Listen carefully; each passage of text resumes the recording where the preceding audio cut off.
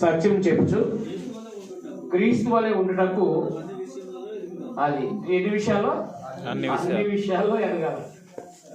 ఏమేమి విషయాల్లో ఎదగాలి మనం అంటే ఆత్మీయంగా ఎదగడానికి ప్రాముఖ్యమైన వాక్యం పెద్దయిన మనం ఆత్మీయంగా ఎదగాలంటే మొట్టమొదటి ఏంటి?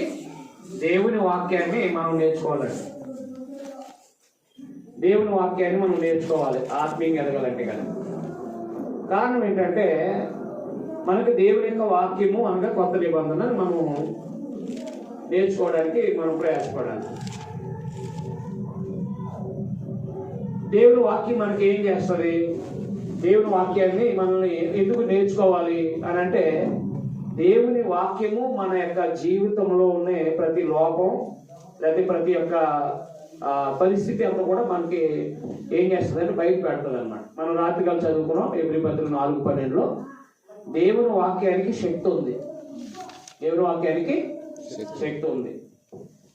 ఆత్మను రక్షించే శక్తి ఉంది, అలాగే ఆత్మీయంగా ఎదిగింపజేసే శక్తి దేవుని వాక్యంలో ఉందన్నమాట. అందువల్ల మనము దేవుని వాక్యాన్ని నేర్చుకోవడానికి ఎప్పుడు కూడా సిద్ధపడి ఉండాలన్నమాట. చదువుతాం. ఎందుకనగా అది దేవుని వాక్యం ఏమైంది? సజీవమై. దేవుని వాక్యం ఏమైందంట? సజీవమై బలము కలది అంట. మీకు అర్థమైందా? సజీవమై బలం కలదు. ఏం చేయగలుగుతుంది దేవుని వాక్యం అంటే యెహోషువ గ్రంథం 1వ అధ్యాయం 8వ వచనంలో యెహోషువ గ్రంథం 1వ అధ్యాయం 8వ వచనంలో అక్కడ యెహోషువకి చెప్తూ దేవుడు ఆత్మ సంబంధం అంటే ఆయన వర్ధిల్లాలంటే కనుక అన్ని విషయాల్లో ఆయన వర్ధిల్లాలంటే దేవుని వాక్యం ఏం చేస్తాడో అక్కడ చెప్పుకోవచ్చు. చూడండి ఒకసారి. ఈ ధర్మశాస్త్ర గ్రంథమును బోధింపక తప్పుకోకూడదు. దానిలో వ్రాయబడిన వాటిలో అన్నిటి ప్రకారం చేయటానికి నువ్వు జాగ్రత్త పడినట్లు అది ఏం చేయాలంట? దేవారాత్రము ధ్యానించి నేలా అది నీ మార్గాన్ని ఏం చేస్తా? వర్ధిల్లటం అనేది అభివృద్ధికి లేకపోతే ఎదుగుదలకి సూచన అనమాట. చక్కగా ప్రవర్తిస్తాం అనమాట. దేవరాత్రులు ధర్మశాస్త్రాన్ని ధ్యానించగలిగితే అనగా దేవుని వాక్యం పాత నిబంధన ఇశ్రాయేలు కాబట్టి వాళ్ళకి ఇవ్వబడిన నిబంధన వాళ్ళు ఆచరించగలిగితే అంటే వాళ్ళు ధ్యానించగలిగితే వర్ధిల్లుతా ఉన్నారు. అది కీర్తనలో 1:6 మనకి చెప్పడం జరిగింది. కీర్తనలు 1వ అధ్యాయము కీర్తన 1వ కీర్తన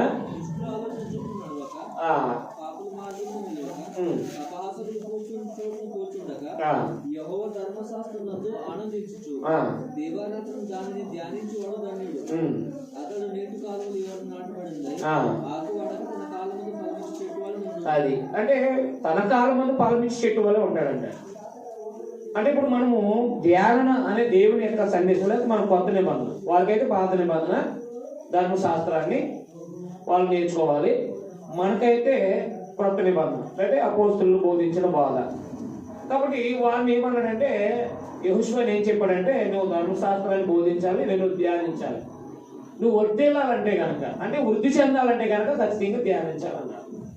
అందుకని మన జీవితంలో ప్రతిరోజు దేవుని వాక్యాన్ని చదవాలి. దేవుని వాక్యాన్ని ఏం చేయాలి? చదవాలన్నమాట. నాకు సుమారుగా 9th క్లాస్ నుంచి ఒక అలవాటు చేసుకున్నాను. ఉదయం ఒక అధ్యాయం, సాయంత్రం ఒక అధ్యాయం. ఎట్లా అయిందా? మరి 10 సంవత్సరాల్లో దేవుని వాక్యాన్ని సరిగ్గా నేర్చుకోవడానికి అవకాశం ఏర్పడింది అనమాట. మనం ఎప్పుడైతే చదవమో వర్ధిల్లము. మనం ఎప్పుడైతే దేవుని వాక్యం చదవమో ఏమో వర్ధిల్లము అంటే బలం రాదండి. ఆత్మీయంగా బలం పొందలేదు. సజీవమై బలం కలిగింది దేవుని వాక్యము. ఆ వాక్యాన్ని మనం ధ్యానించకపోతే కనుక మనకి ఎప్పటికప్పటి ఆత్మ సంబంధమైన ఎనర్జీ రాదు. మనం ప్రతిరోజు భోజనం చేస్తేనే కదా దేహానికి ఎనర్జీ వస్తుంది. అలాగే దేవుని వాక్యం కూడా మన జీవితంలో ఒక భాగమే ఉండాలి. ఇందులో నేర్చుకోవడం అనమాట. అది చదివితే ఆ అంటే ఆ యొక్క వర్ధిల్లతం అంటే ఏంటో తెలుస్తుంది అనమాట. అందుకనే దేవుడు యెహోషువతో చెప్పాడు నువ్వు ధర్మశాస్త్రాన్ని ధ్యానించాలి అని చెప్పేసి. కాబట్టి క్రైస్తవులుగా మనము దేవుని వాక్యం ధ్యానించాలి. ఎలాగంటే ఎందుకనంటే 19వ కీర్తన దేవుని వాక్యం మనకి ఏం చేస్తుంది? 19వ కీర్తనలో 7వ లైన్లో చూడండి. కీర్తనలు 19:7 లైన్లో, యెహోవా నియమించిన ధర్మశాస్త్రం యథార్థమైంది, అది ప్రాణమును తెప్పరిగా చేయను అన్నమాట. యెహోవా శాస్త్రం నమ్మదగింది, అది బుద్ధిహీనులకు జ్ఞానం పుట్టుచును. యెహోవా ఉపదేశము నిర్దోషమైనవి, అవి హృదయాన్ని సంతోషపరచును. యెహోవా ధర్మశాస్త్రం నిర్మలమైంది, అది కన్నులకు వెలిగించును. దేవుని సందేశం చదివితే ఏమవుతుంది? దేవుని సందేశాన్ని ధ్యానిస్తే మనకి ఏంటి ప్రయోజనం అంటే, మనము మన హృదయం నిర్మలం అవుతుంది. అంటే మన లోపం మనకు అర్థమవుతుంది కాబట్టి మనము నిర్మలం అవుతుంది అంటే పవిత్రమైనది కాబట్టి మనకి మన హృదయాన్ని శుద్ధి చేస్తూ ఉంటుంది దేవుని వాక్యం. మీకు అర్థమైంది? కాబట్టి మనం ఒకవేళ ఆత్మ సంబంధమైన భౌతికమైన ఇబ్బందుల్లో, భౌతిక సంబంధమైన ఇబ్బందుల్లో ఒకవేళ వెనక అంటే దిగజారుతున్నట్లయితే కనుక సందేశం చదివినప్పుడు ఎనర్జీ అంటే ఆత్మ సంబంధమైన బలం వస్తూ ఉంటుంది అన్నమాట. మీకు అర్థమైంది? అందువల్ల చదువుకుంటే మనం గ్రంథాన్ని చదవాలి, అర్థమైందండి. లేదా చదువు లేకపోతే మనం చదివించుకునే ఇలా క్లాసులకి అటెండ్ అయిన వాక్యము నేర్చుకోవాలన్నమాట. అలాగ నేర్చుకోవడం ద్వారా మనము దినదినము దేవుని వాక్యాన్ని నేర్చుకోవడం ద్వారా మనం ఏమవుతామంటే దానికి ఎంత శక్తి ఉందంటే మనల్ని యథార్థవంతులుగా చేస్తుంది, యథార్థంగా నడిపిస్తుంది. అదైందండి. దోషారోపణ స్థితి జరిగిస్తూ ఉంటుంది. కాబట్టి మనము ఎప్పటికప్పుడు నిర్దోషంగా ఉండాలంటే కనుక ఖచ్చితంగా దేవుని వాక్యం మనకి ధ్యానించాల్సిన వారమే ఉన్నాం. అంటే 119వ కీర్తనలో 11లో కూడా మనం దేవుని వాక్యం మనం ఉదయం ఉంచుకోవడం ద్వారా మనకి ఏం చేస్తుందో చెప్తున్నాడండి అక్కడ. 119వ కీర్తన 11వ లైన్లో, 119వ కీర్తన 11వ లైన్లో, నీ ఎదుట నేను పాపం చేయకున్నట్లు నా హృదయంలో నీ వాక్యం ఉంచుకున్నాను అంటాడు.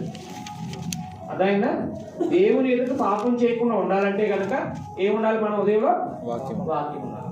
చూడండి, దేవుని వాక్యం ధ్యానించడం వల్ల ఏమవుతాం అనమాట? వర్ధిల్లుతున్నాం అనమాట. తన కాలం ముందు ఫలమిచ్చు చెట్టు వల్ల ఉంటామంటే మనం ఈ పొద్దున నిత్యత్వానికి కావాల్సిన ఆత్మ ఫలాలు ఫలిస్తాం. మనం వాక్యం నేర్చుకుంటేనే మన ఉదయంలో దేవుని వాక్యం ఉందనుకోండి, మనం ఆత్మ సంబంధంగా అంచెలంచెలుగా ఎదిగిపోతూ ఉంటాం అనమాట. నీరు చెట్టుకి అందడం వల్ల నీరు చెట్టుకి అందడం ద్వారా చెట్టు ఎలా అయితే ఫలాలు ఫలిస్తూ ఉంటుందో దేవుని వాక్యం అందడం ద్వారా మనకి ఆత్మ సంబంధంగా ఫలించడానికి మనం సిద్ధపడి ఉంటాం అన్నమాట. మీకు అర్థమైందా? అందుకని దేవుని వాక్యము ధ్యానించడం అనేది మానకూడదు. కీర్తన కూడా పాడారు కదా, దేవుని వాక్యం దినదినము ధ్యానించమని చెప్పేసి. కారణం ఏంటంటే దేవుని పిల్లలుగా మనము బలము కలిగి ఉండాలి భూమి మీద, ఆత్మీయంగా పడిపోకుండా ఉండాలి అంటే ఖచ్చితంగా వాక్యం తెలుసు ఉండాలి. మత్తయి సువార్త 4:4 నుంచి మనం 7 వచనాలు చూస్తే యేసుక్రీస్తు వారు అపవాదిని ఎలా జయించారు? వాక్యం తెలుసుకోవడం ద్వారానే. అదైందా? ఇప్పుడు ఆయన శోధిస్తున్నాడు అనుకోండి, ఏమన్నాడు? నేను దేవుని వాక్యం ఏం చెప్పి నేను శోధించకూడదు అని చెప్పాను కదా అని చెప్తున్నాను. అదైందా? ఈ దేవుడికి మాత్రమే మొక్కాలని ఉంది కదా అని చెప్పేసి ఆయన రాయబడిన లేఖనాలు తీసి అపవాదిని జయించాడు. అదైందా?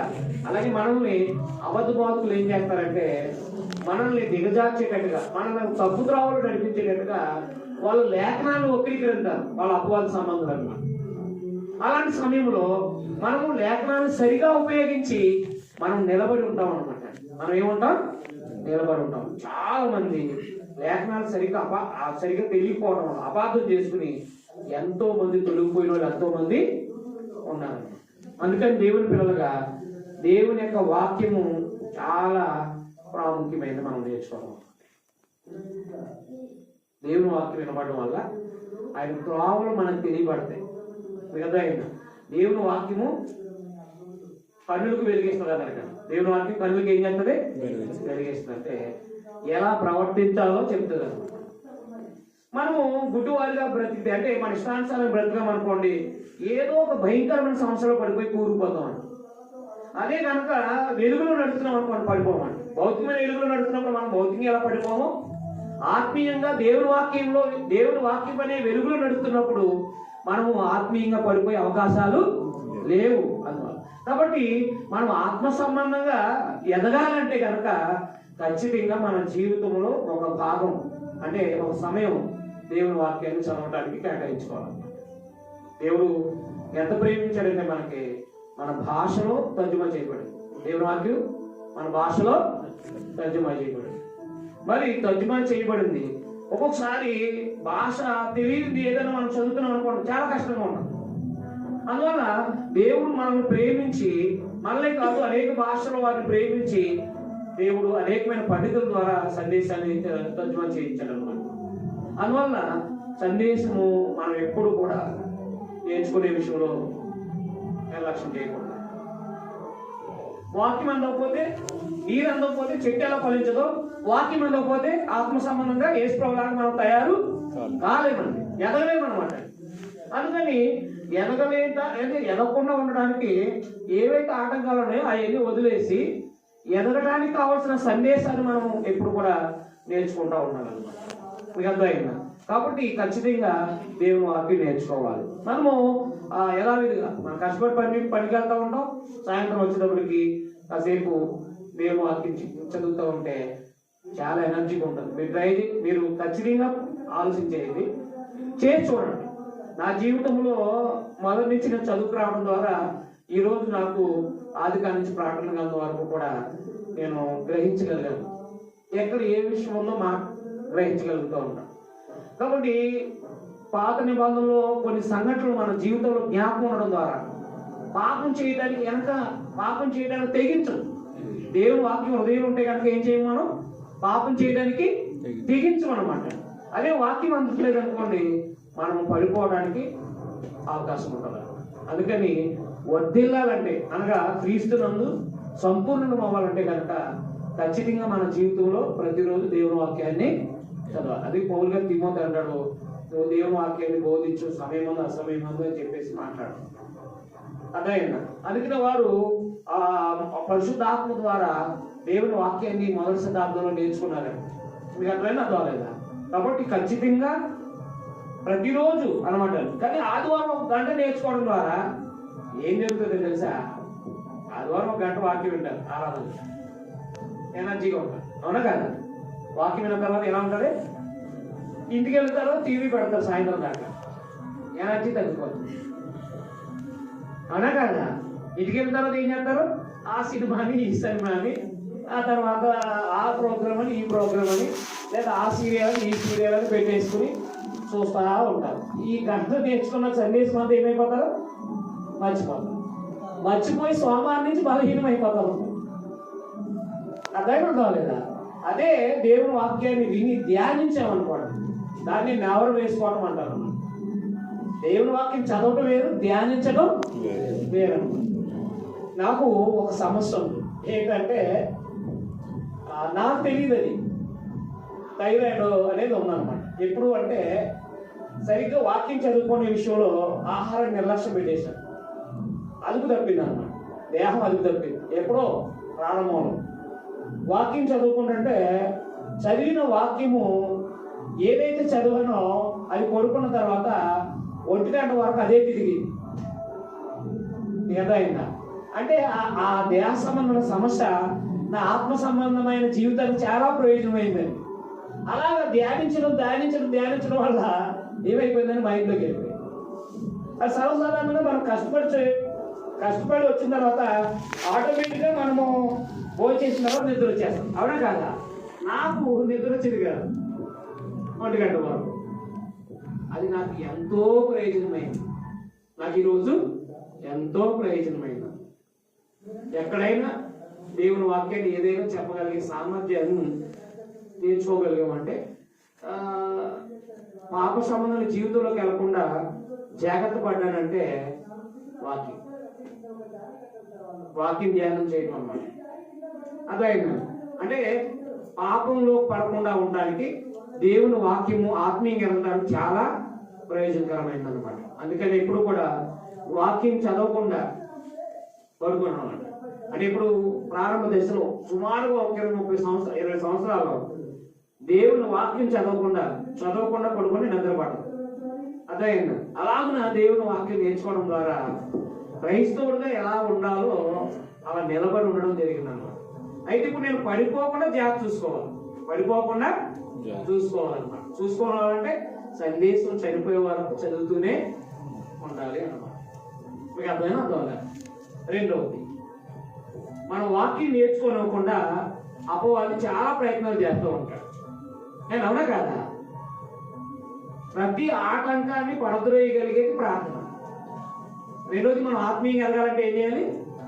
ప్రార్థన మన జీవితంలో ఒక భాగమై ఉండాలన్నమాట. అది ఎలాగంటే ప్రభు చెప్పారు లోకాసువార్త 15 విసుకక నిత్యము ప్రార్థన. అదైనా విసుకక నిత్యము ప్రార్థన. ప్రభు వారు పగలంతా వాక్యం ప్రకటించేవారు, సాయంత్రం ఒలివల పండుకెళ్ళి ప్రార్థన చేశారు. చూసారా, ఆయన జీవితంలో భాగం సందేశం ప్రకటించడం ఒకటి, ప్రార్థన ఆయన జీవితంలో ఒక భాగమైంది. కాబట్టి దేవా నీ చిత్తం నెరవేర్చడానికి ఇదిగో నేను వచ్చి ఉన్నాను అన్నాను. చూడండి, మనము ప్రార్థన చేసుకోకుండా ఆత్మ సంబంధమైన కార్యక్రమాల్లో ముందుకు సాగలేము. మనం వాక్యం నేర్చుకోవడానికి బయలుదేరాం, ప్రార్థన చేసుకోలేదు, ఏదో ఆటం ఎదురవుతుంది మిగతా అయినా. అందుకని మనము మన జీవితంలో ప్రార్థన చాలా అవసరం అన్నమాట. అదైనా చూడండి, ఎఫెసీ పత్రిక 6:19 ప్రార్థన ఎంత అవసరమైందో. క్రైస్తవ జీవితంలో ఎదగాలంటే, ఆత్మ సంబంధం ఎదగాలంటే ప్రార్థన చాలా అవసరం. నేను ఎప్పుడు కూడా నాయన మీ గ్రంథం నాకు అర్థం అవ్వాలని చెప్పేసి అడిగేవాడు. ఏ మీటింగు హాజరు కాకుండా, అంటే ఏ మీటింగు మానకుండా ఉండాలని ప్రార్థన చేస్తున్నాను నేను. మిగతా అవుతున్నా ఏ మీటింగ్ మానకూడదని. ఎందుకంటే ఏదో సమస్య వచ్చేస్తుంది, పిల్లలకు అనారోగ్యం రావటము, లేకపోతే ఏదో విధమైన ఆర్థిక సంబంధం ఇబ్బందు, లేకపోతే బంధువులు ఎవరో చనిపోవడము, ఇలాంటివి ఏదో సమస్య వచ్చేస్తూ ఉంటుంది. అందుకని దేవుని వాక్యం నేర్చుకునేటప్పుడు ఖచ్చితంగా ప్రార్థన చాలా అవసరం. చూడండి, ఎపిసోడ్ రాసిన 6:19 చూడండి ఒకసారి. మరియు నేను దేని నిమిత్తం రాయబారిని సంఖ్యలో ఉన్నానో ఆ సువార్త మర్మాన్ని ధైర్యంగా తెలియచేయడానికి నేను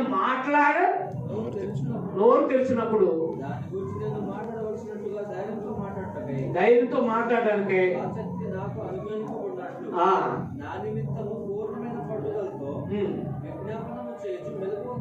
చూసారా, పౌలు గారు ఏం కోరుకున్నాడు సంఘాన్ని?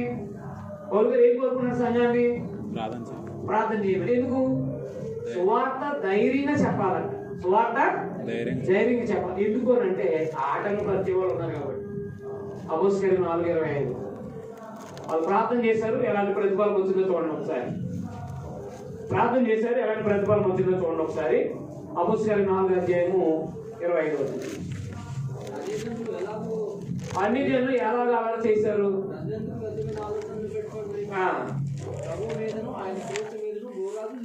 రోజులు వేశారు.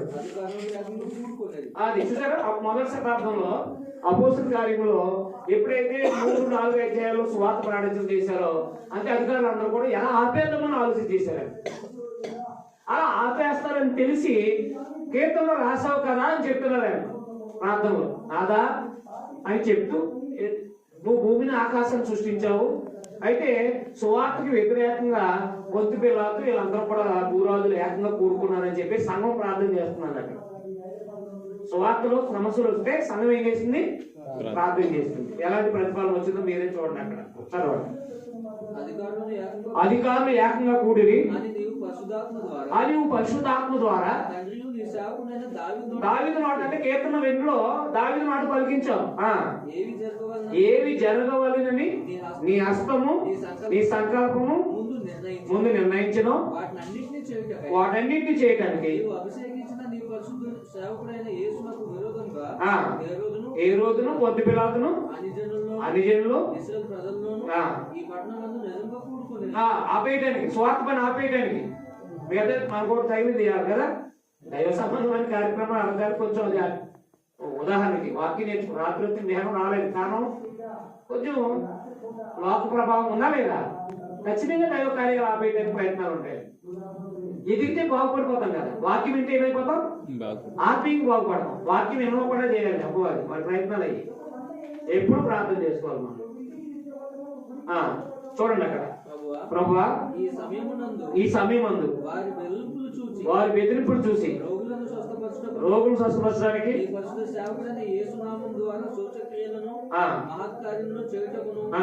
నీ చేయి చాచి ఉండగా పెట్టుకోండి. ఏమడిగారు దేవుణ్ణి? ఈ దాసులు బహుధైర్యంగా నీ వాక్యం బోధించినట్లు వారు ప్రార్థన చేయగానే అది వారు కూడిన చోటు కంపించను. దేవుని ఏమడిగారు? ధైర్యమే కదా. వాక్యం చెప్పడం ధైర్యం అడిగారు, అడగలేదా? వెంటనే అనుగ్రహించాడు. వెంటనే ఏం చేశాడు? అనుగ్రహించాడు. అందుకని వాక్యం నేర్చుకోవడానికి కానీ, ఆరాధనకి వెళ్ళడానికి కానీ, లేకపోతే దైవ కార్యక్రమాలు పాల్గొవస్తులు అవడానికి కానీ ఖచ్చితంగా మనం ప్రార్థన చేసుకోవాలి. అంటే ప్రార్థన చేయడం ద్వారా దేవుని వాక్యం బాగా చెప్పగలుగుతాం. ప్రార్థన చేసుకోవడం ద్వారా మనము దేవుని యొక్క వాక్యాన్ని ధైర్యంగా బోధించడానికి దేవుడు సహాయం చేస్తారన్నమాట. అంటే ఏంటంటే ఆయన పని చేయాలంటే ఆయన అడగాలి, ఆయనలో మనం ఎదగాలంటే ఆయన్ని అడగాలన్నమాట. ఎందుకని? మనల్ని పడద్రోయటానికి, మనకి ఏదో ఒక చిక్కుముళ్ళు కలగజేయటానికి, ఏవో ఇబ్బందులు కలగజేయటానికి అపవాది ఎప్పుడూ ప్రయత్నాలు చేస్తూనే ఉంటాడు. ప్రార్థన చేసుకున్నాం అనుకోండి, సిద్ధపడినట్టు ప్రార్థన చేసుకున్నప్పుడు దేవుని సహాయం కోరుకున్నాం. ప్రార్థన చేసినప్పుడు ఏం చేసాం? మనం దేవుని సహాయం కోరుకున్నాం అనమాట. ప్రార్థన చేసుకోవడం ద్వారా మనము దేవుని వాక్యాన్ని మనం ధైర్యంగా చెప్పడానికి కానీ వినడానికి కానీ అవకాశం ఉంటుంది అన్నమాట. రెండవది, ప్రార్థన చేసుకోవడం ద్వారా తెలియక తప్పు చేసేవన్నీ కూడా క్షమాపణ జరుగుతూ ఉంటాయి. అపోస్తలుల కార్యము 8వ అధ్యాయంలో ఈయన దేవుని వారాన్ని డబ్బులు ఇచ్చి కొనుక్కోవాలనుకున్నాడు. ఎవరు? గారడి సీమోను. దేవుని వాక్యం డబ్బులు ఇచ్చి కొనుక్కుంటూ వస్తే అదే ఆ ధనవంతులందరూ కూడా దేవుని వాక్యం కొనేసుకుందరు కదా. కానీ భక్తికి దేవుని వాక్యం అర్థమయ్యేలా చేశాడు దేవుడు. భక్తిపడిగా ఉంటేనే దేవుని వాక్యం అర్థమవుతుందండి. భక్తిపడి కాకపోతే దేవుని వాక్యం తెలియబడదండి. చూడండి 8వ అధ్యాయము అపోస్తలుల కార్యము 8వ అధ్యాయంలో ఇక్కడ 20 వచనంలో, అందుకు పేతురు ద్రవ్యం ఇచ్చి దేవుని వరం తలంచుకున్నందున నీ వెండి నీతో కూడా నశించగా నీ హృదయము దేవుని ఎదుట సరైనది కాదు కనుక ఈ కార్యం ఉంది పాలుపప్పులు లేవు. కాబట్టి నీ చెడుతనం మానుకుని మారు మనస్సు ప్రభువుని వేడుకొను. ఒకవేళ నీ హృదయాలు వచ్చిన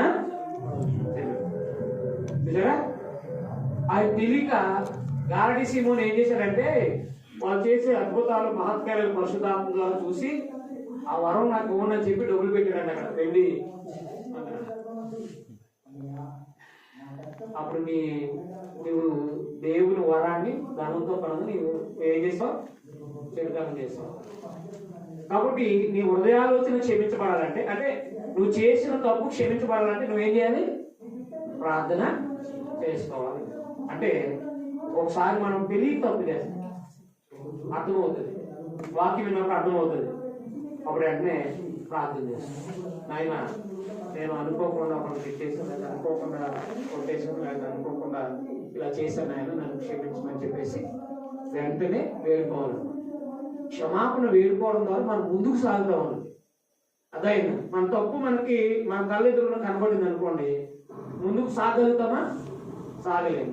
అందువల్ల ప్రార్థన అంటే మనం ఏదైనా ఒకవేళ తెలియక తప్పు చేసినప్పుడు ఖచ్చితంగా మనం ప్రార్థన చేసుకోవాలన్నమాట. ఎందుకు అంటే మనము ఆ తప్పు క్షమించబడాలంటే. మరి ప్రభు యేసుక్రీస్తు దేవుడి కృపాసన ప్రధాన యాజకుడు ఉన్నాడు కదా, తెలియక తప్పు చేసే ప్రభు అంటాడు, దేహంలో అనుకోకుండా కొన్ని తప్పులు జరుగుతాయి తండ్రి అని చెప్పి దేహంలో ఉన్నారు కదా ప్రభు వారు. మన పక్షంగా విజ్ఞాపం చేస్తారు కదా, ఆయన మన పక్షంగా విజ్ఞాపం చేస్తారు. ఆయన తెలియక తప్పు చేశారు, క్షమించమని అడుగుతున్నాను, ఆయన క్షమించమని కోరుతా ఉంటాడు దేవుణ్ణి. అందువల్ల మన జీవితంలో ఎలాంటి తప్పు చేసినా సరే ఆ క్షమించబడడం కోసం మనం ప్రార్థన చేసుకోవాలి. మీకు అర్థమైంది? కాబట్టి ప్రార్థన చాలా ఇంపార్టెంట్. తర్వాత అనారోగ్యాలు వస్తాయి, అవునా? వస్తాయా రావా? యాకోబు 5:13 ఎవరైనా రోగి ఉన్నాడా? ప్రార్థన ఎందుకండి? ఇప్పుడు వాక్యం నేనున్నాను, నాకు ఉదాహరణకి బయలుదేరిపోయిన అనారోగ్యం వచ్చింది అనుకోండి, నేను వచ్చి వాక్యం చెప్పగలుగుతానా? చెప్పలేను. కాబట్టి నేనేం చేయాలి? ముందుగానే ప్రార్థన చేసుకుంటూ ఉండాలి. అనారోగ్యం వచ్చింది, ప్రార్థన చేసుకోవాలి, మనం వెళ్ళే టయానికి తగ్గిపోతుంది కదా. అదోలేదా ఆరాధన సమయం అంటే శనివారం నైట్ అనారోగ్యం వచ్చి ఇలా ఉంది, ప్రార్థన చేసుకున్నాం. మనము ప్రార్థన చేసుకున్నప్పుడు వైద్యం అందుతుంది. వైద్యం అందినప్పుడు వెంటనే మనకు రిలీఫ్ అవుతుంది అనమాట. మిగతా కాబట్టి ఖచ్చితంగా ప్రార్థన అవసరం అనమాట. ఏదో ఒక అనారోగ్యాన్ని బట్టి, సమస్యను బట్టి మనము ఏమైపోతామంటే వెనకంజిలోకి వెళ్ళిపోయే అవకాశాలు ఉంటాయి అన్నమాట. ప్రార్థన మనల్ని దేవుని యొక్క అనగా దేవుని చిత్తాన్ని నెరవేర్చడానికి సహాయకారిస్తారు అనమాట. దేవుణ్ణి అడుగుతున్నాం అనమాట, నాయన నేను ముందుకు సాగడానికి సహాయం చేయమని చెప్పేసి. మిగతా అయినా అందువల్ల క్రైస్తవుడైన మనము ప్రార్థన చేసుకోవాలి. ప్రార్థన చేసుకోవాలి. ఒకవేళ మనకు భయం, ఆందోళన, ఇబ్బందులు ఎదురవుతున్నాయి, చెప్పాడు కదా ఫిలిప్పీయులకు 4:6-7 ప్రార్థన చేసుకోవడం వల్ల మనం హృదయం తలంపులకి కాపలా ఉంటాం. చదవండి ఒకసారి. మనము చూడండి, సమాధానం లేదనుకోండి, మన ఇంట్లో అనారోగ్యంగా ఉంటే వాక్యం వినగలమా? తలపోటు వస్తుంది అనుకోండి, కూర్చోగలమా? కూర్చోలేము. జ్వరం వచ్చింది అనుకోండి, కూర్చోగలమా? కూర్చోలేము. చూసారా? అందువల్ల మనం ఆత్మీయంగా ఎదగడానికి, వాక్యం నేర్చుకోవడానికి, సమయం ఇవ్వడానికి సిద్ధపడితే ఏదో ఒక సమస్య మనల్ని వెంటాడుతుంది అనమాట. నేను అందుకనే ఎవరైనా సరే వాక్యం నేర్చుకోలేకపోతున్నారంటే నేను అనుకుంటాను దేవుడిని అడగలేదు అనమాట అనుకుంటాను. ఎందుకంటే మరి నేను నేర్చుకునేటప్పుడు ఎన్నో ఇబ్బందులు పడుతూ దేవుని వాక్యం నేర్చుకుంటాకి వెళ్ళినప్పుడు దేవుడిని అడిగి ముందు ప్రార్థన చేసుకున్నావు, నాయన నేను వెళ్తున్నాను, ప్రయాణం చేస్తున్నాను అని చెప్పేసి. ఒకవేళ జ్వరం వచ్చినా మనకు ఆ సమయానికి దేవుని సహాయం ఉంటుంది. అప్పుడు మనం వెళ్ళి వాక్యం నేర్చుకోవడానికి అవకాశం ఉంటుంది. చాలా మంది నాకు బాగోలేదండి అని చెప్పేసి చాలా మంది క్లాసులు మానేసేవారు. నేను మాత్రం ఎన్ని సంవత్సరాలు ట్రైనింగ్ అయ్యాను, అన్ని సంవత్సరాలకి ఎక్కడా కూడా మానలేదు. నేను చెప్తూ ఉంటాను ధైర్యంగా ఈ విషయాన్ని. స్వాతి గురించి చెప్తాను ఎక్కువ. నేను ట్రైనింగ్ అయ్యేటప్పుడు ప్రార్థన చేసుకుని వెళ్ళేవాడిని అంతే. నాకు అనారోగ్యాలు రాలేదంటే వచ్చి అక్కడ క్లాసుకి వెళ్ళిన తర్వాత కూడా వచ్చి ఎక్కడో చోటకి డాక్టర్ దగ్గరికి వెళ్ళి వైద్యం చేసుకోవడం, మళ్ళీ యథావిధిగా క్లాసుల్లో కొనసాగడం. ఎవరైనా అర్థమలేదు.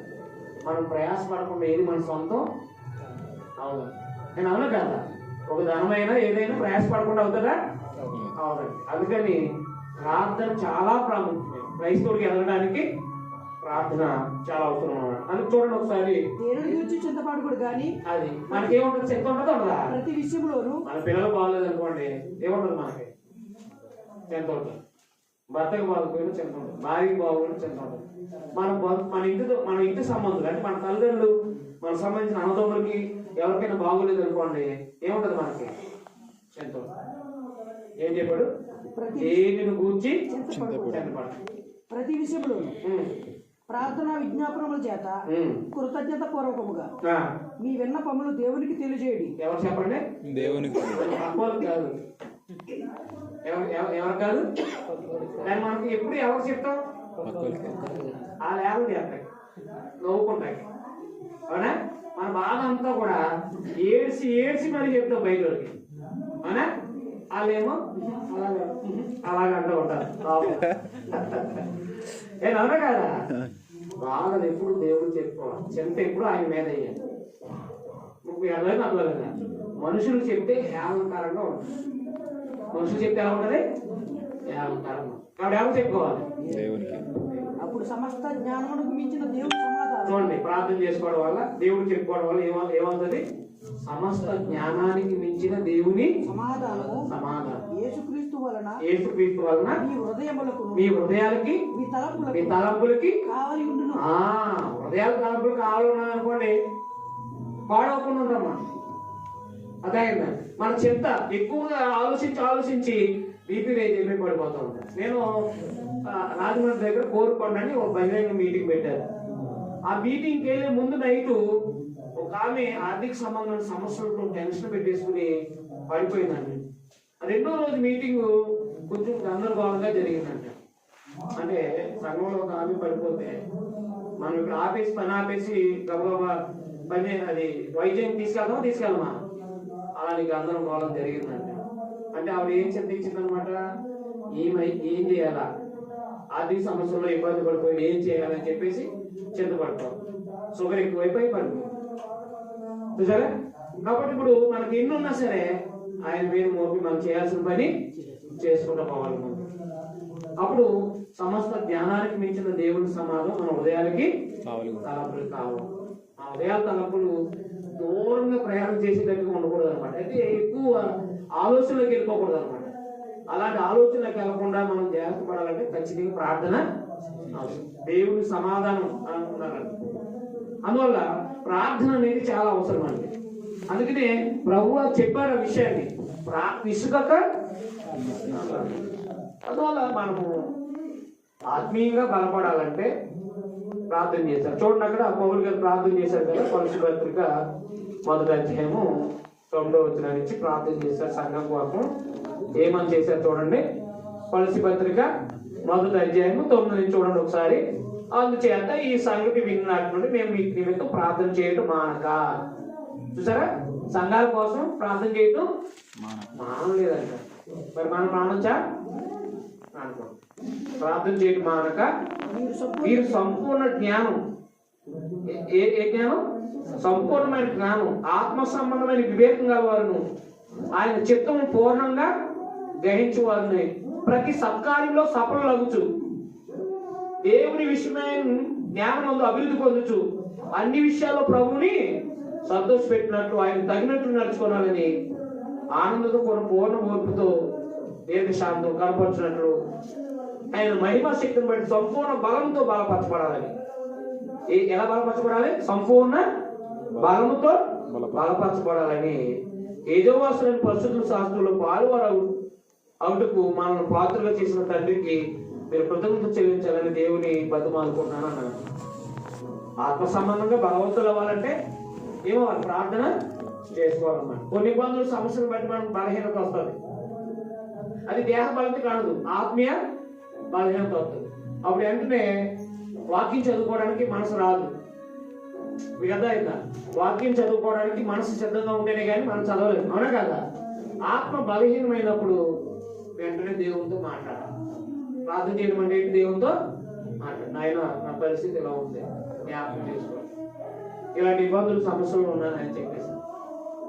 ఒకసారి నేను ఈ దూరం వచ్చిన తర్వాత కొన్ని ఇంటికాడ ఇబ్బందులు ఏర్పడతా ఉంటాయి. ప్రార్థన చేసుకుంటాను, ఆయన నేను వదిలించిన కుటుంబాన్ని జ్ఞాపకం చేసుకోండి, సంఘాన్ని జ్ఞాపకం చేసుకోండి అని చెప్పేసి ప్రార్థన చేస్తాను. అలా ప్రార్థన చేసుకోకపోతే నేను ఇక్కడ నిలబడి ఉండలేదు. నిలబడగలదా? మన సంత అక్కడ ఉంటే ఇక్కడ ఏం చేయగలుగుతాం? పని చేయగలమా? చేయలేమండి, చేయలేము కదా. అందుకని ఆత్మ బలపడాలంటే మనం ప్రార్థన అవసరం అన్నమాట. అందుకని దేవుని పిల్లగా మనము అన్ని విషయాల్లో వర్ధిల్లాలి, ఆ దేవుని కార్యాల్లో ముందుకు సాగాలి.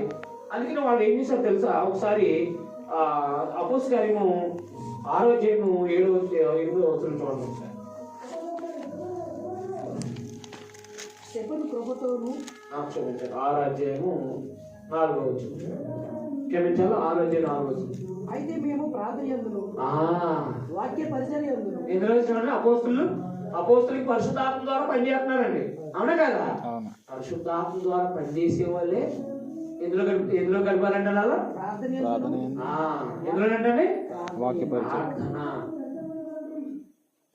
మేము ప్రార్థన ఎందుకు వాక్య పరిచయం ఎడతెగగా కాబట్టి మన భక్తి ప్రార్థన అవసరం. సరే, 1 తిమోతి 2వ అధ్యాయంలో చెప్తారు కదా, మన సంపూర్ణమైన భక్తి మాన్యత కలిగి ఉండాలంటే, నెమ్మదిగా సుఖంగా బ్రతకాలంటే ప్రార్థన అవసరం అంట. నెమ్మదిగా సుఖంగా బ్రతకాలంటే ఉండాలి. ఎందుకంటే అపవాది గలిబిలి చేస్తూ ఉంటాడంటే, మన జీవితాలు తారుమారు చేయడానికి ప్రయత్నం చేస్తూ ఉంటాడు. ఎందుకు? యోబు జీవితం చూడండి, ఏం చేసి పడేశాడు? సమస్యలు కల్పించేశాడు. ఉదయకాలం చదువు మనం కదా, మధ్యాహ్న కాలం. యోబు జీవితాన్ని ఏం చేశాడు అపవాది? మనశ్శాంతి లేకుండా చేసి పడేశాడు. అలాగన మనం ప్రార్థన చేసుకుని సిద్ధపడకపోతే కనుక మన ఆత్మీయ జీవితాన్ని కూడా అలాగా గెలుపులు చేసే అవకాశాలు ఉంటాయన్నమాట. భౌతికమైన జీవితాన్ని కూడా మనం తారుమారు చేసేస్తూ ఉంటాడన్నమాట. అందుకని మన కుటుంబం కోసం, మన కోసం, మన ఆత్మీయ జీవితం కొరకు, సువార్త ప్రకటన కొరకు, అదైన సువార్త ప్రకటన కొరకు దేవుని వాక్యంలో బలం పొందడానికి మనం ఎప్పుడు దేవునికి మన ప్రతి విషయాన్ని చెప్పుకోవాలన్నమాట. మనం సంపూర్ణ మాన్యత అంటే నెమ్మదిగా సుఖంగా బ్రతకాలంటే దేవుణ్ణి అడగాలి. నెమ్మదిగా సుఖంగా బ్రతకాలంటే ఏమన్నా అడగాలి? దేవుణ్ణి. కాబట్టి ప్రార్థన మనకు నెమ్మదిని ఇస్తుంది, ప్రార్థన మనకు బలాన్ని ఇస్తుంది, ప్రార్థన మనకు ధైర్యాన్ని ఇస్తుంది, ప్రార్థన మన అంతరంగ పురుషుడు బలం పొందేటట్టుగా చేస్తుంది అనమాట. అందువల్ల ప్రార్థన చేసుకోలేకపోతే మనం ఆత్మీయంగా ఎదగలేమండి. వాక్యం వినకపోతే మనం ఆత్మీయంగా ఎదగలేమండి, ఏ స్థాయికి ఎదగలేమండి. అలాగే మన జీవితంలో కీర్తన కూడా ఒక భాగమే ఉండాలి. నేను అవునా కదా? ఆత్మీయంగా ఎదగాలంటే మన కీర్తన కూడా ఏమై ఉండాలి? భాగం. అది యాకోబులో చెప్పాడు కదా 5 భాగం. ఎవరికైనా శ్రమ సంభవించినా ఏం చేయాలి? శ్రమలో పాటలు రావు కదా, వస్తాయా? కాబట్టి ఏం చేయాలి? ప్రార్థన చేసి. మనకి సంతోషం వస్తే సినిమా పాటలు పాడాలి. సంతోషం ఉన్నప్పుడు ఏ పాటలు వస్తాయి మనకి?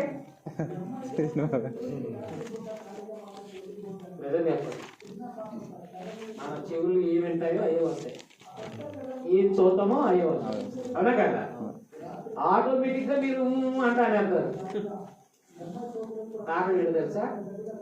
మనం ఇక్కడ వచ్చినప్పుడు మాత్రమే ఆ బుక్ తీసి కీర్తన పాడతాం. మన ఇంటికి వెళ్ళిన తర్వాత అస్సలు కీర్తన దొరికాము. నేను అంటమ్మా, ఎవరో ఇంటికాడ కూర్చొని కీర్తన పాడడం ఎప్పుడైనా చూసారా? సగం ఖాళీ కూర్చుని సినిమా రాగాలు తీయటం చూస్తాం, సినిమా పాటలు పాడడం చూస్తాం, సినిమా డైలాగులు మాట్లాడడం చూస్తాం. అవునా కదా? మనకు సంతోషం వచ్చినప్పుడు ఒక కీర్తన తీసి పాడాలి. నేను చాలా ఆనందపడే విషయం ఏంటంటే, మేము పాల్గొన్నట్టుగా ఉండేవాళ్ళం. ఆ పక్కన భార్య భర్తలు రిటైర్డ్ అయిపోయారు. అది ఒక ఆయన బిఎస్ఎన్ఎల్, ఒక ఆయన తల్లి గారేమో మెడికల్, ఇద్దరు రిటైర్డ్ అయిపోయారు. మంచి వయసు ఉన్నవాళ్ళు, పది అంత భయంకరమైన మరీ మంచి దాంట్లో వాళ్ళు భార్య భర్తలు ఇద్దరు కూర్చుని టీ తీసుకుని తాగేసిన తర్వాత భోజనానికి ముందు ఎప్పుడు ఖాళీ ఉంటే అప్పుడు ఒక కీర్తన ఇద్దరు కలిసి పాడతారండి. భార్య భర్తలు ఇద్దరు కలిసి పాడతారండి. నేను సిగ్గుపడిపోండి, నేను మామూలుగా పాటలు నేర్చుకున్నాను. నాకు సుమారుగా ఒక 300 కీర్తనలు వచ్చు, పాటలు వస్తున్నాయి, బాగా నేర్చుకున్నాను, పాడుతూ ఉంటాను నేను కూడా అప్పుడప్పుడు. అయితే భార్య భర్తలు ఇద్దరు కూర్చి పాడడం అనేది కుటుంబ ప్రార్థనలో ఎలాగ పాడతాం. అవునా కదా? అది కాదు, మధ్యలో ఖాళీగా ఉన్నప్పుడు మాట్లాడుకున్నాం చూసారా, అప్పుడు మనం పాడతామా, కుర్చీలు ఎత్తుకుంటామా పైకి, నువ్వేం చేసావా అని చెప్పి కాసేపు కూర్చునే చాలా దెబ్బలాడేసుకుంటారు. భార్య భర్తలు ఎప్పుడు కూడా ఒక అరగంట కూర్చోవాలంటే కుర్చీలు ఎత్తేస్తారంటే. అవునా కదా? మరి ఏం ఎదుగుతాను అప్పుడు భార్య భర్తలు ఇద్దరు కూర్చున్నారంటే దేవుని వాక్యం మాట్లాడారు. భార్య భర్తలు ఇద్దరు కూర్చున్నారంటే ఒక కీర్తన ఆలపించాలి. మరి అప్పులు ప్రిస్కిల్లలు ఇద్దరు కూడా క్షమించండి, పౌలు సేవ అవునా 16లో అపోస్తలులు చెరసాలలో వాళ్ళని ఆ యొక్క వస్త్రాలు తీసి కొట్టేశారండి, వస్త్రాలు తీసి కొట్టేశారు. కానీ వాళ్ళు అర్ధరాత్రి ఏం పాడుతున్నారంట? కీర్తన పాడితే చెరసాలు బదలాసిపోయి వెళ్తాయి. కీర్తన పాడితే ఏమైపోయినాయి?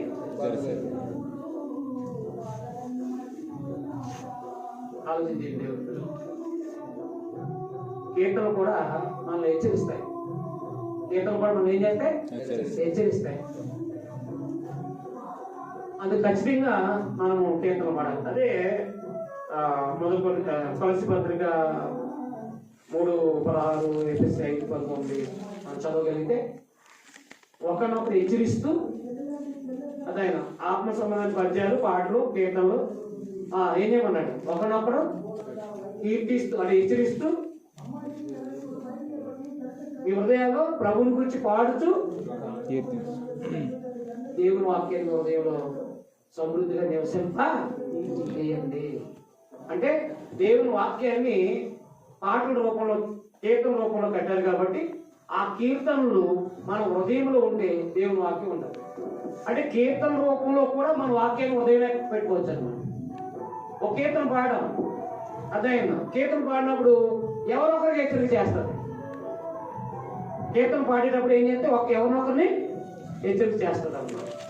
అర్థమైందా? కాబట్టి కీర్తన పాడుకుంటే కీర్తన పాడడం ద్వారా కూడా మనము వదిలుతామంట. మన హృదయంలో వాక్యం ఉంటుంది. ఈ సహోదరుని హెచ్చరించేసే అవకాశాలు ఉంటాయి అన్నమాట. అంటే ఉదాహరణకు మీరు ఎవరికో సందేశం చెప్పాలనుకున్నారు, అదే ఎవరో తప్పు చేస్తున్నారు ఒక ఆయన, అది ఉదాహరణకి ఆయనకి వాక్యం చెప్పాలనుకున్నారు. మీరు వాక్యం చెప్తే ఆయన ఇనిలా లేడు, కూర్చోబెట్టారు. అంటే కీర్తనలో సమాజంలో చెప్పాలని ఆలోచన చేశారు. ఆయన చెప్పడానికి సిద్ధంగా లేడు, అంటే వినడానికి సిద్ధంగా లేడు. ఆయన తప్పుని డైరెక్ట్ గా చెప్తే బాధపడతారని చెప్పేసి ఏం చేశారంటే ఒక కీర్తన ఎన్నుకున్నారు, ఆయనకి కుదిర్చే కీర్తన. అలా కీర్తన పాట ద్వారా తన లోపంతానికి చెప్పవచ్చు అన్నమాట. స్తుతి యాగం ఈ నాలుగు ద్వారా దేహాపారాన్ని అర్పించాలని ఎబ్రీ 13:16-15 చెప్పాడు అన్నమాట. దేవుడిచ్చిన నాలుకతో దేహపాలాన్ని అర్పించమన్నాడు. అంటే మనం దేవునికి కీర్తనని కీర్తించడం ద్వారా, అంటే ఆయన కీర్తనీయుడు కదా, దేవుడే కీర్తనీయుడు కాబట్టి కీర్తనలు మన జీవితంలో ఓ భాగమై ఉండాలి. మన ఆత్మీయ ఎదగడానికి చాలా ప్రయోజనం అవుతాయి. ఒకటి హెచ్చరిక చేయడమే కాకుండా మనకి దేవుని వాక్యం అనేది హృదయంలో నివసింపజేయగలడానికి చాలా ప్రయోజనకరంగా ఉంటుంది. అందుకని దేవుని పిల్లలుగా కీర్తనలు అర్చన చేయకూడదు. కారణం ఏంటో తెలుసా? సముద్రం పాయలైనప్పుడు దేవుడు కీర్తించారా లేదా? 70 కీర్తనలు రాశారంట సొంతంగా. ఎవరు? దావీదు. భక్తి పరులు కీర్తనలు పాడారు. నేను అవునా కదా? అంటే భక్తి పరుల జీవితాలలో కీర్తన పాడడం అనేది ఒక భాగమైంది పాత నిబంధనలు. నేను అవునా కదా? అది మన జీవితంలో కూడా కీర్తన పాడడం అనేది మన జీవితంలో ఒక భాగమై ఉండాలి. అప్పుడు మనం ఏమవుతాం అంటే ప్రార్థన, వాక్యము, కీర్తనలు ఇవన్నీ మనల్ని ఏం చేస్తాయంటే ఆత్మ సంబంధంగా ముందుకి నడిపిస్తాయి. వదిలటానికి లేదా యేసు స్వరూపంలోకి ఎదగడానికి చాలా ప్రాముఖ్యమై ఉంటాయి అన్నమాట. అందుకని దేవుని పిల్లలుగా మనము కీర్తనలు పాడడం, మన యొక్క జీవోపాలను దేవుడికి అర్పించడం అనేది దేవుడు కోరుకునే విషయం. అందుకని ఒకరినొకడు హెచ్చరిస్తూ పాడుచు కీర్తించుతూ ఒకరినొకడు హెచ్చరిస్తూ. కాబట్టి కీర్తన ద్వారా హెచ్చరిక చేస్తే మిగతా కీర్తన ద్వారా హెచ్చరిక చేస్తే, కీర్తన ద్వారా కొంతమందిని హెచ్చరిక చేస్తే వాళ్ళ తప్పు వాళ్ళకి అర్థమవుతుంది. ఓహో రైట్, మనం ఇలా చేయట్లేదు కదా. ఎప్పుడు మీకు హెచ్చరిక చేయలేదా? కీర్తనలు ఎప్పుడు మిమ్మల్ని హెచ్చరించలేదా? అంటే పాడుతున్నప్పుడు మీకు హెచ్చరించలేదా? కొన్ని కీర్తనలు ఉన్నాయి, ఏది మన జీవితాన్ని హెచ్చరిక కీర్తనలు ఉంటాయి కదా. ఇప్పుడు ఆత్మ సంబంధంగా సాగిపోదుమని ఉంటుంది కదా, ఆత్మ నియమం ద్వారా సాగిపోదు. అది ఏం చేస్తారు? మనల్ని ఆత్మ సంబంధంగా సాగిపోవడానికి ఆ కీర్తన మనకి ఉపయోగపడుతుంది. ఎలాగా అంటే యోసేపు ఆ జాగ్రత్తలను విడిచి పారిపోయాడు. అలా మనల్ని పౌలు గారు ఎన్ని శ్రమలు వచ్చినా ముందుకి సాగాడు. ఇలా కీర్తనలు ఏం చేస్తాయంటే మనల్ని హెచ్చరిక చేస్తూ ఉంటాయి అన్నమాట. తర్వాత మనము నిర్లక్ష్యం చేస్తున్నాం అనుకోండి, అదైనా మనం నిర్లక్ష్యంగా ఉంటున్నాం అనుకోండి, ఆ కీర్తనలో ఇది దేవుడిచ్చిన సమయాన్ని నువ్వు పాడు చేసుకోకు, అశ్రద్ధ చేయకు అని ఏదో ఒక కీర్తన మనల్ని హెచ్చరిక చేస్తూ ఉంటాం. అలాగే ప్రతిదీ అనమాట, ప్రతిదీ ఆరాధన లేట్కి వచ్చినా, లేదా ఆరాధన హృదయపూర్వక చేయకపోయినా, లేదా మన వ్యక్తిగత జీవితంలో ఏ తప్పు చేసినా కీర్తన ద్వారా మనకి హెచ్చరికలు జరుగుతూ ఉంటాయి అన్నమాట. అందుకని ఇప్పుడు మన జీవితం చూడండి, ఈ మానవ జీవితం ఏ పాటిది అంటారు. అంటే నరుని జీవితం ఏ పాటిది అంటే మన బ్రతికే అంటే జ్ఞాపకం అవుతుంది. నేను అవునా కదా? ఇలా ఎన్నో కీర్తనలు ఉన్నాయి. ఎన్నో కీర్తనలు మన జీవితాన్ని హెచ్చరిక చేస్తూ ఉంటాయి. అందుకని కీర్తన పాడడం అనేది మన జీవితంలో ఏమై ఉండాలా? భాగమై ఉంటుంది. ఒక ఆయన చనిపోయారు, ఆయన ఒక ఆటలో చనిపోయారు. మా దగ్గర ట్రైనింగ్ అయ్యేది. ఆయన చూడకుండా కీర్తనలు పడేసుకోడు. దానికి చూడకుండా ఏమొచ్చా? పుస్తకం కళ్ళు పక్క వేసిందంటే చరణం మర్చిపోతాం. నేను అన్నా కదా అంటామంటే మన పుస్తకం లేకుండా పాడదు, కానీ పుస్తకం లేకుండా కొన్ని కీర్తనలు పాడి కొంతమంది ఉన్నారండి. అంటే జ్ఞాపకం అన్నమాట, కీర్తనల్ని జ్ఞాపకం పెట్టుకుని పాడేవారు. వాళ్ళందరం చూసినప్పుడు బాధ వేస్తారు. మనం ఎందుకు ఒక కీర్తన కూడా జ్ఞాపకం లేదండి. ఏదో ఉంటుంది జ్ఞాపకం అవుతుంది, ఇంకో శరణం ఉంటుంది జ్ఞాపకం. ఒక శరణం జ్ఞాపకం అయితే ఇంకో శరణం ఉండదు. మీరు ఇప్పుడు ఈ ఫలంగా పుస్తకం లేకుండా ఏ కీర్తన అయినా మొదలెట్టి ముగించండి. ఎవరైనా అందరూ ఒక కీర్తన ప్రారంభించి పర్ఫెక్ట్ గా పాడి ముగించండి పుస్తకం లేకుండా. చేయగలుగుతారా? చేయలేకపోవడం కారణం ఏంటి? మనము కీర్తనను నేర్చుకోవాలనే శ్రద్ధ లేదు. కాబట్టి ధ్యానించుకోవాలి. ఇంటికాడ మనం నేర్చుకుంటే ఇక్కడ అలవాటు అయిపోతుంది. కొంతమంది అసలు ఎప్పుడండి అలా పెట్టుకుంటారండి. ఆడుకోవే నువ్వు అంటారండి సువార్త. ఎవరిని? సువార్తకి నడిపించిన వాళ్ళు ఏమంటారు?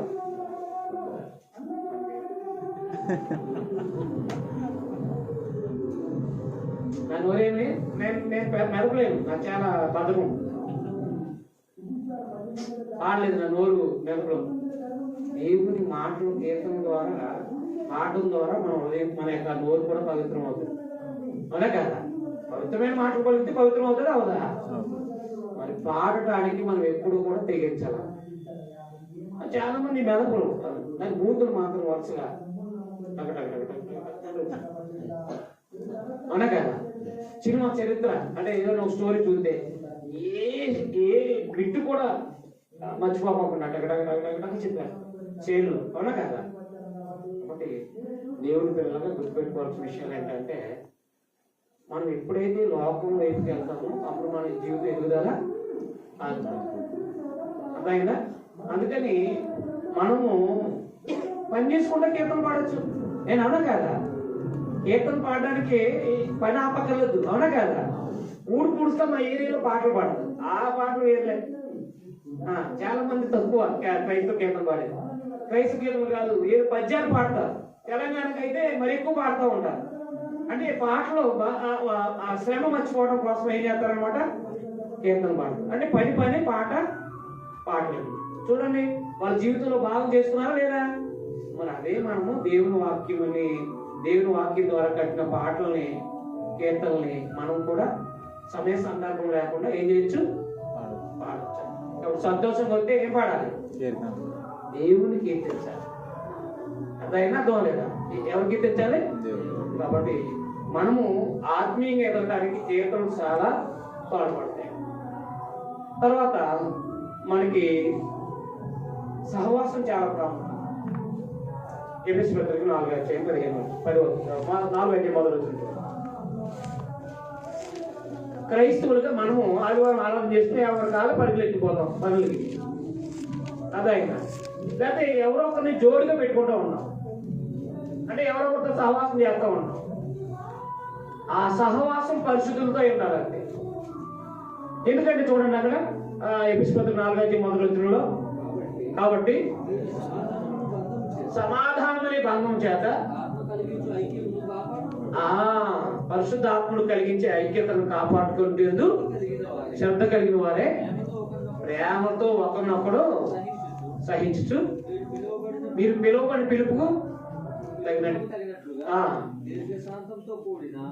సంపూర్ణ వినయముతోను సాత్వికముతోను నడుచుకోవాలని.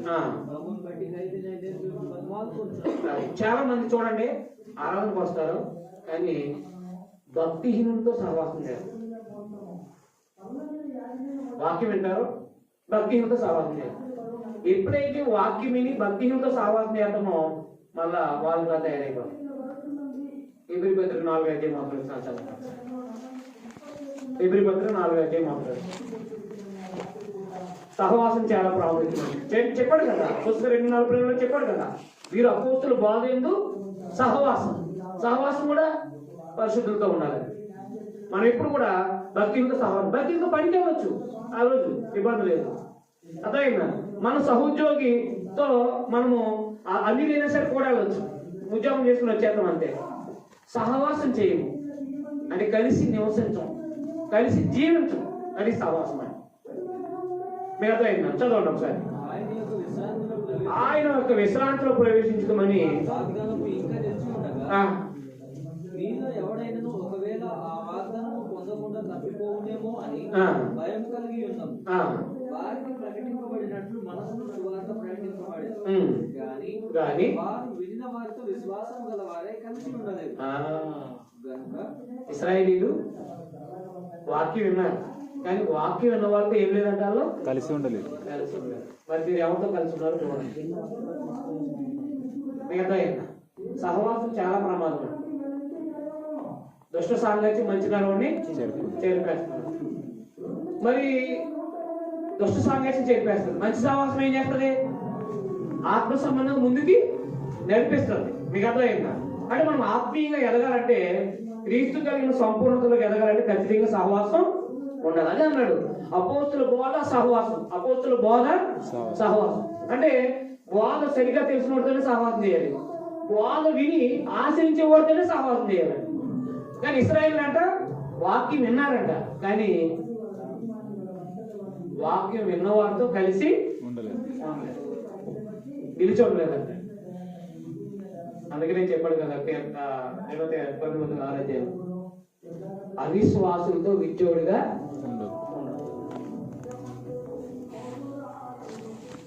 ఇక్కడ పాత నిబంధనలో ఒకటి ఉంది. ఏంటంటే గాడిదని ఎద్దుని కలిపి దున్నొద్దంట. గాడిదని ఎద్దుని ఏం చేద్దానడా? ఏంటంట దేవుడికి ఏంటంటే ఇబ్బంది? దేవుడికి ఇబ్బంది ఏం చెప్పండి? ఎద్దు అనుకోండి, ఎన్నును దేవుడు అవి దున్నేటట్టుగా చేశాడా చేయలేదా? వాటి పని పొలం పని చేశాడు ఆయన, అవునా కాదా? 2 ఎద్దులు పెట్టారు అనుకోండి, పని చక్కగా సాగుతాం. మరి ఇప్పుడు ఎద్దుని గాడిని పెడితే ఇది దున్నేది, ఇది మోసేది, అది స్పీడ్కి వెళ్ళేది, స్లోకి వెళ్ళేది. మీకు అర్థమైంది? అర్థం అవడానికి చెప్తున్నాను. ఆరాధనకి వెళ్ళడానికి మనం ఆ కోల్ని సిద్ధం చేస్తాం. అది ఆలస్యం అయితే మనం ఆలస్యం అవుతుంది, అవునా? అది ఆలస్యం అయితే మన కూడా ఏమవుతుంది? ఆలస్యం అవుతుంది. ఎందుకు? సహవాసం పెట్టాం. మీకు అర్థమైందా? అందువల్ల మనము టైము సరిగ్గా సమయానికి రానోడితో ఎప్పుడు సహవాసం చేయకూడదండి. మీకు అర్థం అర్థలేదా?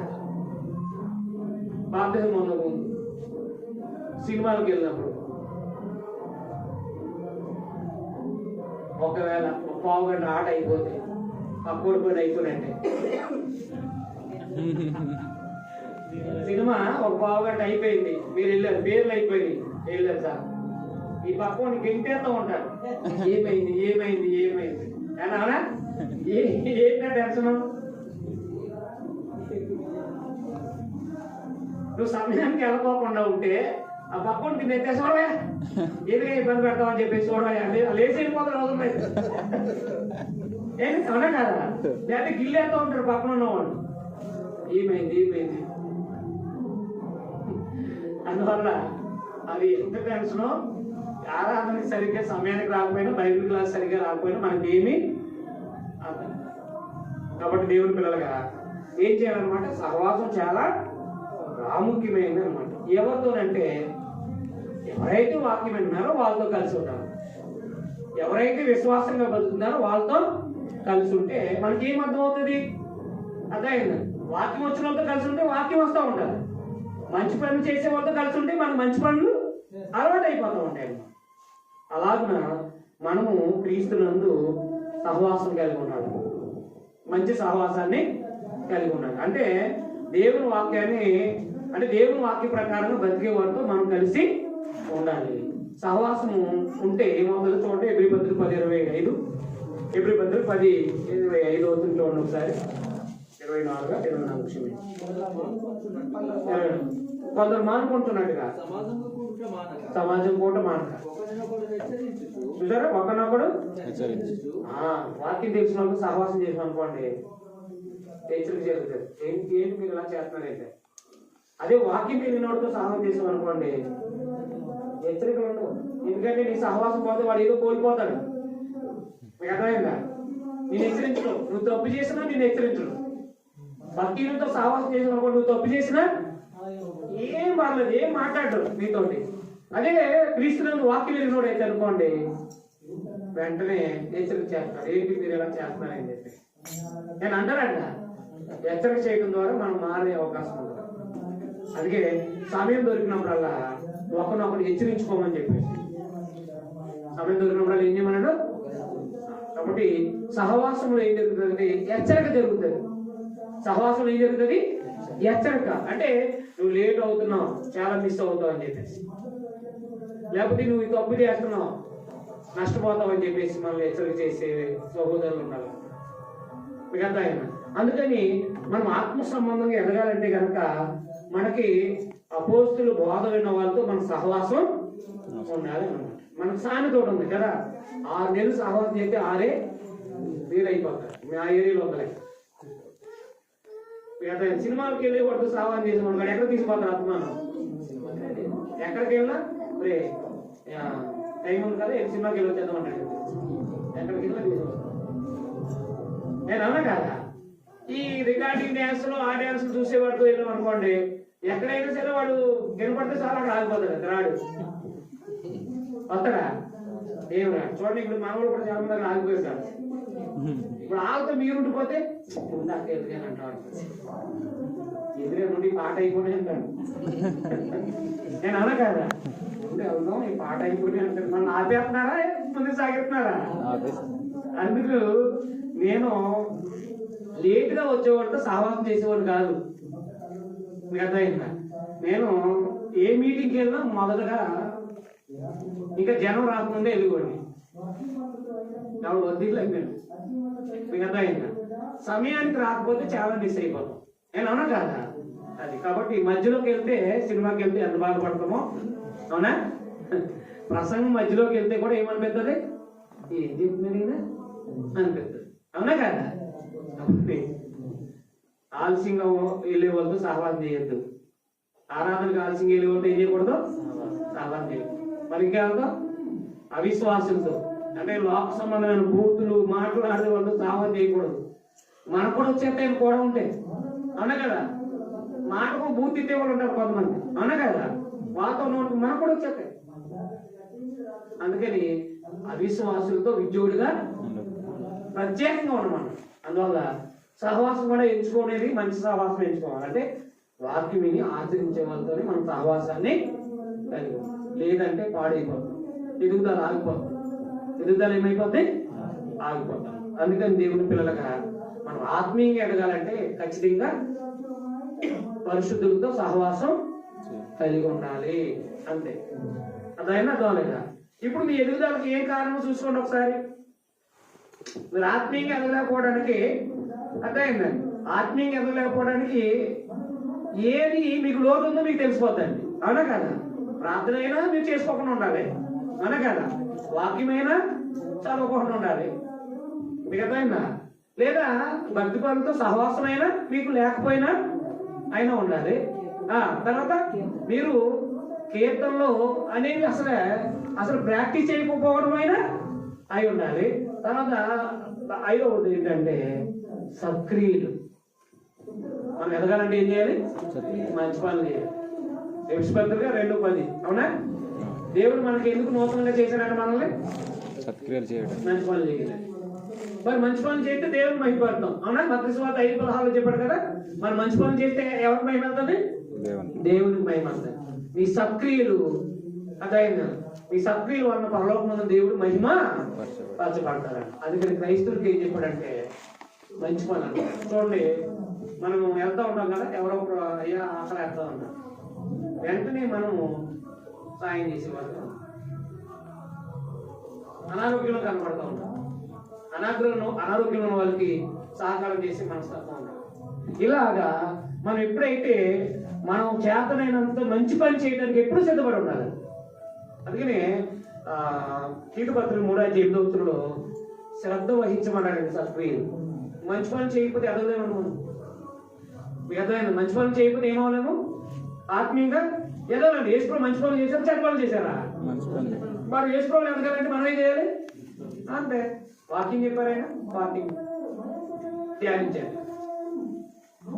ప్రార్థన చేసుకునేవారు, పేదలు కనబడితే సహాయం చేసేవారు, అనారోగ్యాలను బాగు చేసేవారు. ఆయన కూడా శక్తిని బట్టి ఆయన చేశారు. మనము బాగు చేయలేకపోయినా కనీసం సాయం చేయాలి. చూడండి ఒకసారి తీరు 3 ఈ మాట నమ్మదగింది కనుక దేవుని యొక్క విశ్వాసం ఉంచిన వారు సక్రియలు ఏం చేయాలంట? శ్రద్ధగా చేయాలంట.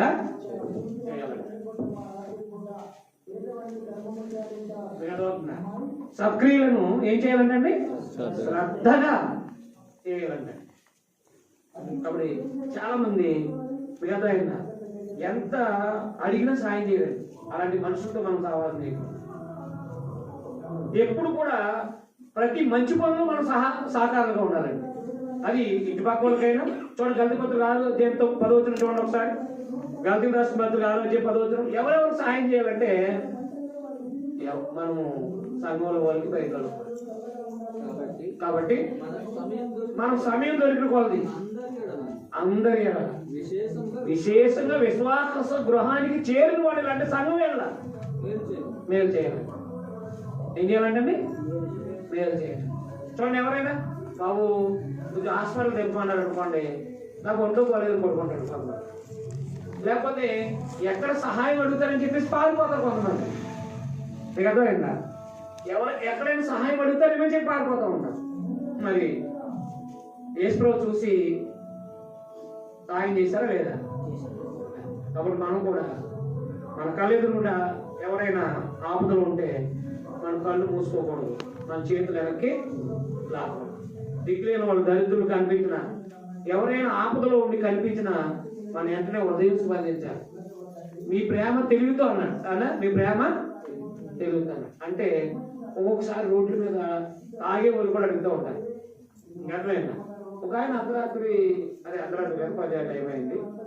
నేను మా ఏరియాలో నుంచున్నాను. అదే సిటీ ఎయిర్పోర్ట్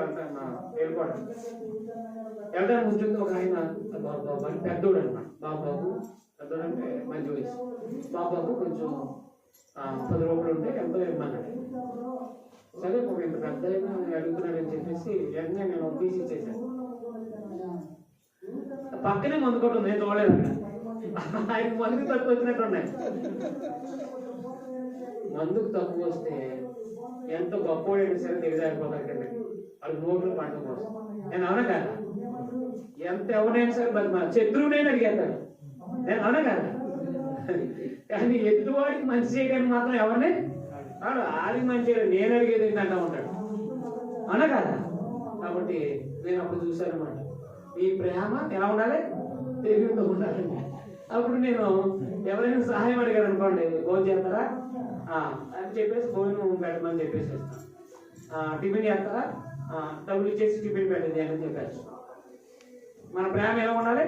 తెలివి. ఒకటి సంఘంలో ఎవరికైనా మన ట్రైనింగ్కి వస్తున్న సహోదరులు ఎవరైనా ఒకవేళ అనారోగ్య పాలైతే అందరము కొంత డబ్బు పోగు చేసి అనారోగ్యం ఉన్న ఆయనకి, హాస్పిటల్ ఉన్న ఆయనకి కట్టుకెళ్ళి ఇస్తాం. 2009 నుంచి కూడా బైబిల్ క్లాసులు పెట్టడం జరిగింది. ప్రతి వారము 10 మంది వస్తారు, సుమారుగా 35 మంది లోపు వస్తారు స్టూడెంట్లు. అలా ఒక 50-60 మంది ట్రైనింగ్ అయ్యారు నా దగ్గర. అక్కడ వాళ్ళకి ఏం నేర్పిస్తానంటే వాక్యం నేర్చుకున్నప్పుడు ఎవరైనా సిక్ అయితే మీరు ఎవరెవరు ఎంత ఇస్తారు, నేను ఎంత ఇస్తాను, మీరు ఎవరు ఎంత ఇస్తారు, ఇస్తే ఎవరో ఒకరు పట్టుకెళ్ళి ఇవ్వండి అని చెప్పేసి నేర్పిస్తాను. మీకు అర్థమైందా? అది మంచి పనా కాదా? మొట్టమొదటిగా మన సహోదరులు ఎవరైనా బాగుంటుంటే ఖచ్చితంగా మనము ధనం లేనట్టు వాళ్ళు, ఆర్థికమైన ఇబ్బందులు ఉన్నవాళ్ళు, పేదవాళ్ళు ఉంటారు. వెంటనే మనం ఏం చేయాలంటే సహాయం చేయాలి. అది దేవుని గుణం, ప్రభు యొక్క గుణం. దేవుడు మేలు చేసేవాడా, కీడు చేసేవాడా? మనం ఏం చేయాలి? అలాగే క్రైస్తవులైన మనము ఎప్పుడు కూడా మేలు చేసేవారుగానే ఉండాలి. ఎవరికి?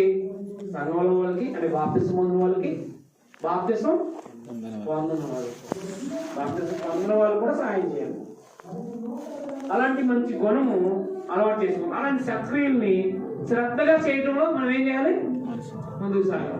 అంటే ఏదో ఒక సంవత్సరం చేసి ఆపేయడం కాదు, జ్ఞాపకం వచ్చినప్పుడల్లా కాదు, మనకి సమయం దొరికినప్పుడల్లా ఏం చేయాలి?